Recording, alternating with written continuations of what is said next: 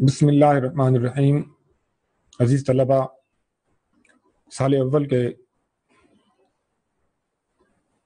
دوسرے لیکچر کے ساتھ آپ کی خدمت میں حاضر ہوں۔ اس سے قبل ہم نے ایک لیکچر کے دو حصوں میں نصاب کے تعارف اور پرچے میں نمبروں کی تقسیم پر بات کی۔ آج ہم اپنی کتاب سرمایہ اردو کا آغاز کریں گے اور پہلے سبق سے اس کو شروع کریں گے۔ ہمارا پہلا سبق اسوہ حسنہ صلی اللہ علیہ وآلہ وسلم ہے۔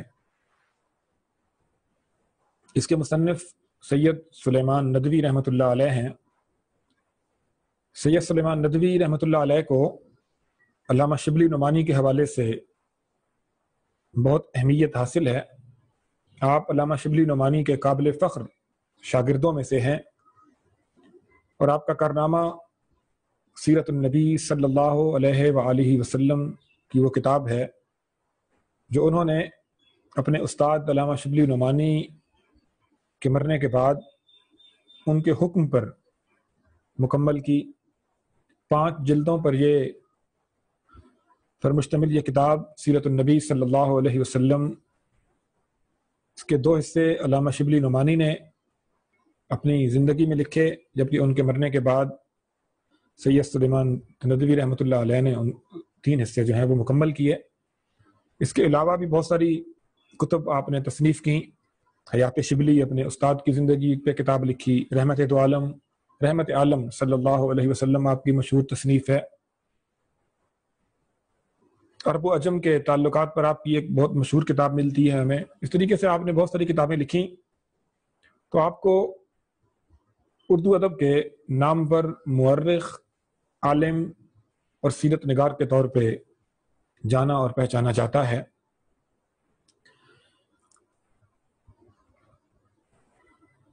یہ سبق جو ہم پڑھنے جا رہے ہیں، یہ بنیادی طور پر سید سلیمان ندوی رحمۃ اللہ علیہ کا ایک خطبہ ہے، ایک تقریر ہے جو انہوں نے مدراس میں ایک اسلامی تنظیم کی دعوت پر اپنے کچھ خطبے ارشاد کیے تھے، ان میں سے ایک ہے۔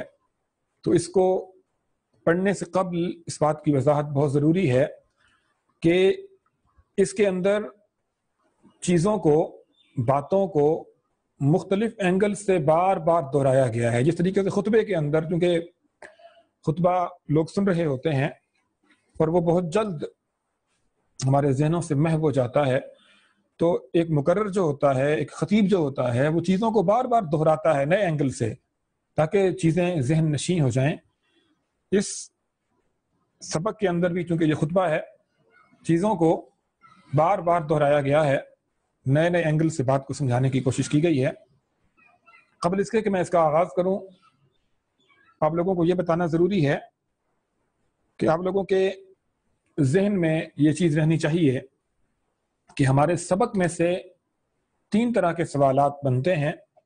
نمبر 1، 5 نمبر کے MCQs ہمارے حصہ اسباق میں سے بنتے ہیں۔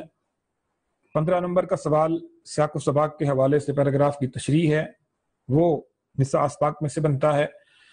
10 نمبر کا خلاصہ بھی آپ کے حصہ اسباق میں سے آتا ہے۔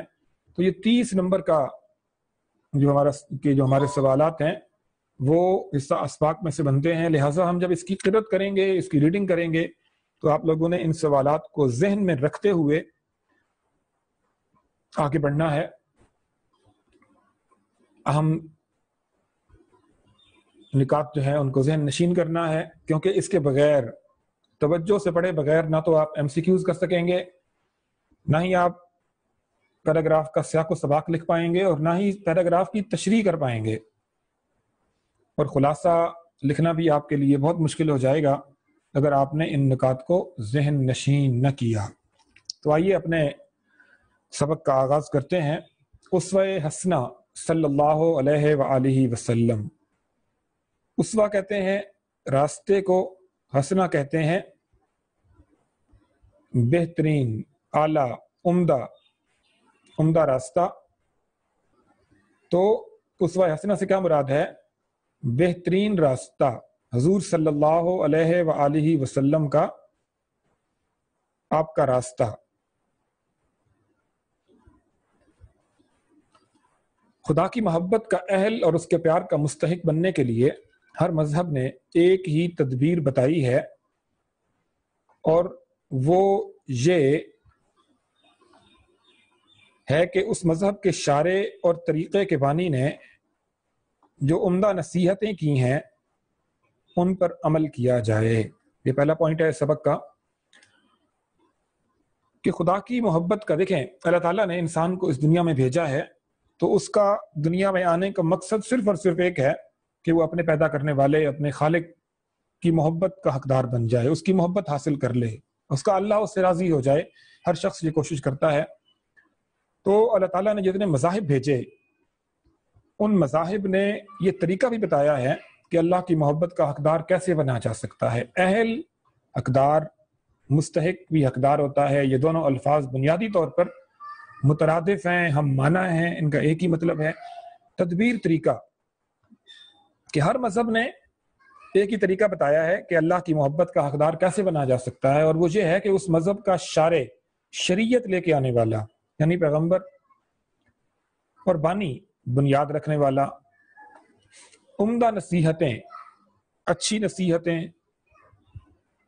بہتر باتیں، کہ خدا کی محبت کا اہل اس طریقے سے بنا جا سکتا ہے۔ ہر مذہب نے یہ بتایا ہے کہ وہ ان کا جو پیغمبر ہے، ان کا جو نبی ہے، اس نے جو کہا ہے اس پر عمل کیا جائے۔ لیکن اسلام نے اس سے بہتر تدبیر اختیار کی ہے۔ وہ کیا ہے؟ اس نے یعنی اسلام نے اپنے پیغمبر صلی اللہ علیہ وسلم کا عملی مجسمہ، عملی نمونہ سب کے سامنے رکھ دیا ہے، اور عملی مجسمے کی پیروی اور اتباع کو خدا کی محبت کا اہل اور اس کے پیار کا مستحق بننے کا ذریعہ بتایا ہے۔ اب دیکھیں اسلام میں اور دوسرے مذاہب میں بنیادی فرق ہمارے سامنے آ گیا ہے۔ دوسرے مذاہب نے اقوال کی بات کی ہے کہ ان کے پیغمبر جو ہیں وہ جو کہتے ہیں ان پر عمل کیا جائے، لیکن اسلام عملی نمونے کی بات کرتا ہے۔ ہمارے نبی صلی اللہ علیہ وسلم نے عملی طور پر جو زندگی گزاری ہے، جو عملی طور پر جو کام کیے ہیں،